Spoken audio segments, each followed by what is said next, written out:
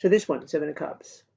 You're going to find this particular card when you are dealing with drug addiction, when you're dealing with mental illness. With the moon card, let's go there. So you know, the most important thing I suppose I can tell you about the Seven of Cups when we're starting out here is that it's absolutely bullshit. That's its true meaning. It's really got to do with the inability to look at what's around one while pipe dreaming about what may be.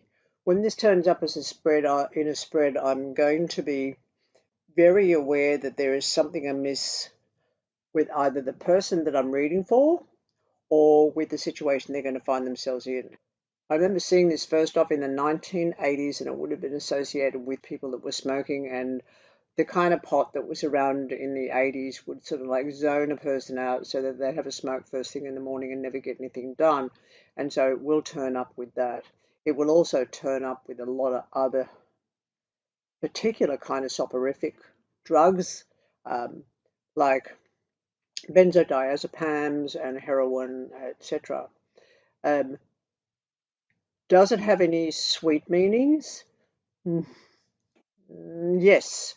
It has a sweet meaning if it's going to turn up with an Ace of Wands, but only if it turns up with an Ace of Wands, because if it turns up with an Ace of Wands, we're dealing with an author or a writer or a practitioner of seeming fiction, which of course we know needs a lot of research to make it seem as factual as possible, otherwise we can't be bothered reading it. If you have a look, you'll see that in this particular version of the card, which is Pamela Coleman Smith's artwork that she created for Arthur Edward Waite, you're going to see that there is a little bit of a cover over the top of one of the cups. Now, isn't this in many instances the idea that we think a certain thing will make us happy, we think a certain thing is going to provide some form of satisfaction, if only we can see it, if only we can recognize it, if only we're very sure. But the point is, everything else is being missed because a person can be looking at the covered cup. And the covered cup, yes, it can be called hope. And yes, hope is a wonderful thing. But in the face of tragedy, one needs action, not hope.